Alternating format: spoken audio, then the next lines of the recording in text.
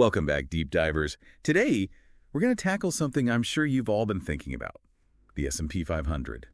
Is it getting a little too top-heavy? Yeah, that's a great question to start with. We've seen all these headlines about the Magnificent Seven, Apple, Microsoft, those big players really seeming to drive the entire market. But I guess the real question is, what does that actually mean for us, as investors? Totally. Because it's one thing to hear about, say, Apple's new whatever it is, but it's a whole nother thing to know, is my portfolio just totally tied to their success? And that's where this idea of market concentration comes in, right? It's basically saying that a few companies are making up a massive part of the index's value.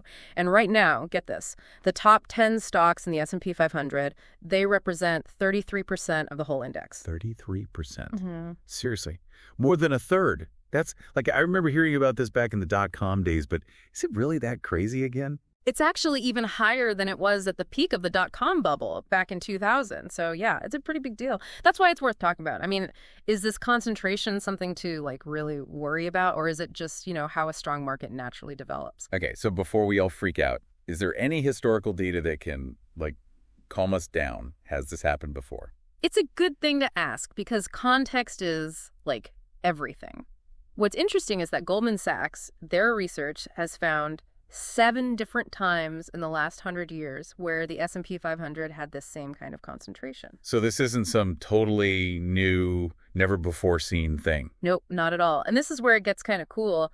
One of those times was 1932, right in the middle of the Great Depression. The Great Depression. That doesn't sound very promising. But here's the thing. That intense concentration was actually followed by a really strong market rally. So it's not as simple as, one causes the other. Okay, so concentration doesn't equal automatic crash.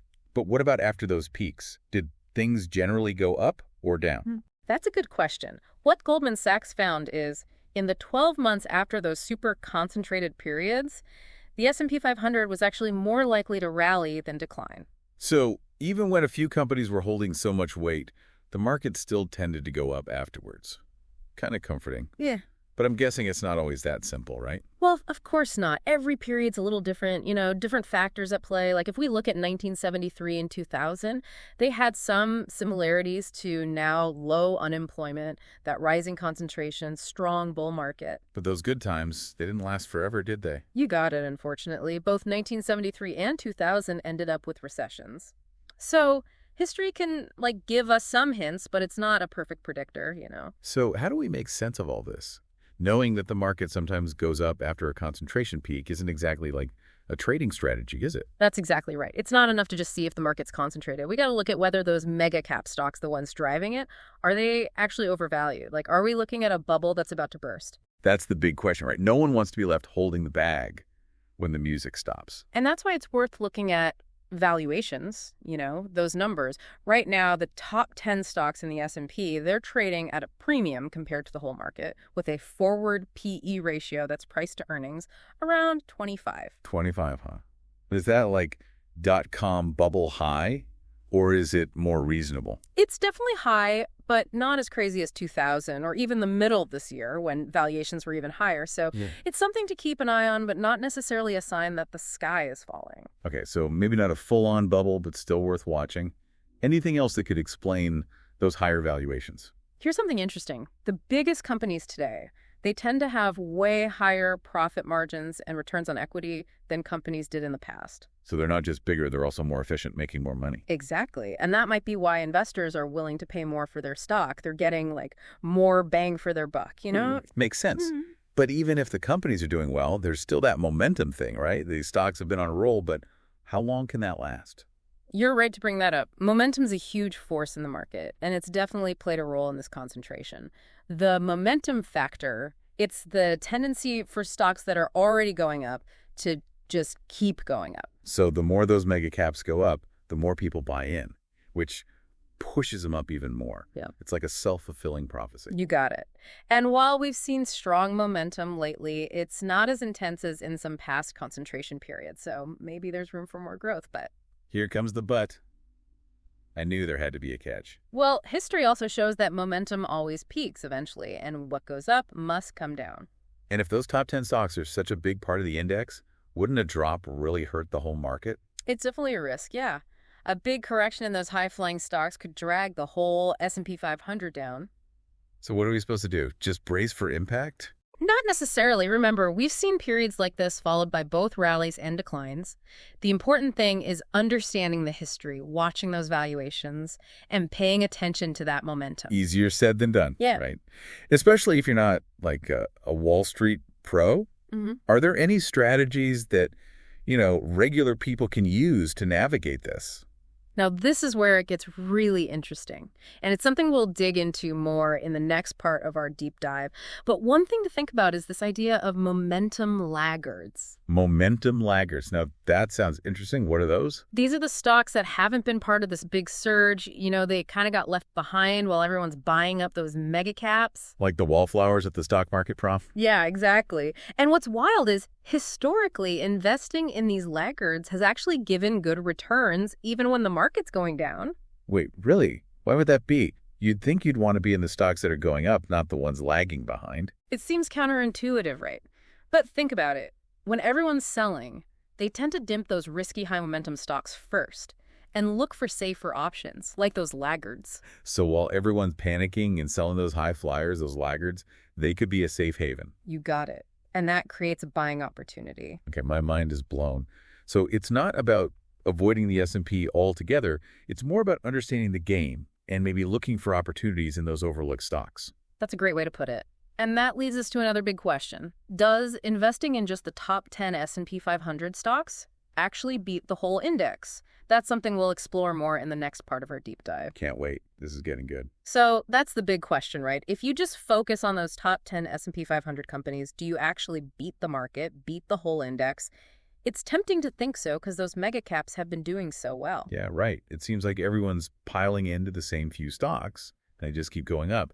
But is that really like a smart long-term strategy? Or are we all just getting caught up in the hype? Well, that's where looking back can help, We've talked about those times when the market's been super concentrated. And yeah, those top 10 stocks often drove things up, but there were also times when they actually did worse than the overall index. So it's not a sure thing. Just buying those top 10 doesn't mean you'll automatically beat the market. Exactly. And this is where things get even more interesting. Goldman Sachs' research, it shows this pattern when momentum peaks and then reverses, those hot stocks tend to correct, like really fast. And during those times, you know what often does better? Those momentum laggards we were talking about. Oh, right. So it's kind of like the tortoise and the hare, those flashy, high-growth stocks. They sprint ahead for a while, but then they get tired. And those slow and steady companies, they win the race. That's a great way to think about it. They might offer some protection if the market leaders start to struggle. Okay, so those wallflowers, maybe they're not so boring after all. But this whole momentum thing, how does it actually work, like in real life? Think of it like a snowball rolling downhill, right? As a stock gains momentum, more people buy it, price goes up, which attracts even more buyers, and so on. It just keeps feeding itself. But eventually, every snowball hits a wall or melts or something, right? Exactly. Momentum can change really quickly, and what was hot can suddenly turn cold. That's why it's so important to, not get swept up in the excitement and understand what's really happening. So how do you avoid getting caught in that momentum wave? Is it just about spreading your investments around, diversifying, or is there more to it? Diversifying is super important, yeah. Don't put all your eggs in one basket, even if it seems like a guaranteed winner. But there's also this whole psychology of the market thing that's important to understand. Oh, that sounds interesting. Tell me more about that. When a certain sector or a group of stocks gets hot, investors tend to pile in, they drive up prices, and it creates this herd mentality. So everyone's following the leader, even if they don't really know where they're going. Exactly. And that can lead to things getting out of control. Prices go way up, but they're not really based on anything solid. Like a bubble. Exactly. And when the bubble bursts, it can be really bad for the people who just followed the crowd. So how do we avoid getting trampled in the stampede? One thing is to do your own research.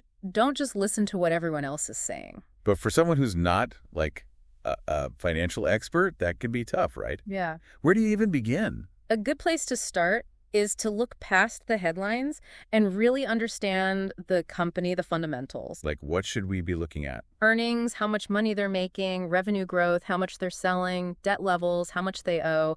and the quality of the management team. So basically, don't just get caught up in the hype. Look under the hood, make sure the engine's actually working. You got it. And remember, it's not just about avoiding losses, it's about finding opportunities. You're talking about those momentum laggards again, aren't you? Yeah. So how do we find these hidden gems? It's all about thinking differently, being a contrarian. Look for companies that the market's not excited about, ones that have been overlooked, or maybe they're undervalued for some reason. But isn't that risky? I mean, what if they're lagging behind for a good reason? That's where the research and analysis comes in. You need to understand why a company is undervalued. Is it something temporary, or are there real problems? So you're not just buying anything that's down, you're being picky, finding the ones that have a chance to bounce back. Exactly. And those historical patterns we talked about, they can help you with this. Okay, I'm starting to see how it all fits together. Concentration, momentum, valuations, laggards. It's making more sense now. But I gotta ask, we focused a lot on the risks of concentration. Are there any potential upsides? That's a great question, and it's one that often gets lost in all the scary headlines. Yeah, concentration can make things riskier, but it can also make returns bigger. So higher risk, higher potential reward. Right. If those mega-cap companies are really innovative and changing things, their growth can boost the whole market, push the S&P 500 to new highs. So it's a double-edged sword, right? Yeah. Concentration can make things more volatile, but it can also lead to those amazing growth periods that everyone wants. Exactly. And that's why it's so important to be balanced, Understand the risks, but also be open to the potential rewards. This has been super helpful. It's like we've gone beyond just talking about the S&P 500 and really gotten into how the market actually works. And I'm glad to hear that. It's all about connecting the dots and seeing the bigger picture. But before we get too philosophical, let's bring it back down to earth and talk about what this all means for our listeners and their money. Absolutely. That's a perfect way to transition to the last part of our deep dive, where we'll talk about some things you can actually do to navigate this market and make smart investment decisions. Awesome. Let's keep this deep dive going. All right, so let's get practical. What can you actually do with all this info? Because, understanding how the market works is one thing, but putting it to use in your own portfolio, that's where it really matters. Totally. We've talked about a lot, concentration, momentum, those laggards, but now I want to know, what can our listeners actually do with this? What are the takeaways? First thing, don't panic. Don't let fear or FOMO, fear of missing out, make your decisions for you. Just because the market's concentrated doesn't mean it's going to crash. Remember those historical examples? Sometimes concentration actually comes before even more growth. Yeah, it's not like a guaranteed disaster, but we shouldn't just ignore it either. So what's the smart move? This is where spreading your investments, diversification, becomes so important. Don't put all your eggs in one basket, even if that basket is the S&P 500. Think about adding other things like bonds, real estate, or even those laggards we talked about. Okay, those laggards, let's talk more about them. How can people actually find those hidden gems? It seems kind of hard. It's not as hard as it sounds. Start by looking for companies with good fundamentals, like strong earnings, not too much debt, good management. But the key is they haven't been part of this recent market craziness. So kind of like value investing, looking for those companies that the market isn't loving right now. Exactly. They might not be the most exciting names, but they can be safer if the market takes a dip. Got it. Diversify, look for value. Any other tips for our listeners? Think about your time horizon. How long are you investing for? If it's long term, those daily ups and downs matter less than the overall growth potential of the companies you own. So don't get caught up in the day-to-day, focus on the big picture. Exactly. And last but not least, you don't have to do this alone. A financial advisor can be really helpful, especially in creating a portfolio that matches your goals, how much risk you're comfortable with, and all that. That's good advice. I think we've learned that a super concentrated S&P 500, it's not necessarily a bad thing, but it definitely creates some unique challenges and opportunities. But by understanding the historical context, spreading those investments around, and thinking long-term, we can all navigate this market with a little more confidence. You got it. Remember, knowledge is power, and today you've learned a lot about how to make smarter investment decisions. And that's what the deep dive is all about. Taking something complicated, breaking it down, and helping you understand the world a little better, and hopefully your portfolio too. So as you continue your investing journey, remember what we talked about today. Don't get swept up in the hype, diversify, and focus on those fundamentals. The market's always changing, so stay curious, keep learning, and you'll be ready for whatever comes next. Until next time, happy investing. And that's a wrap on the deep dive.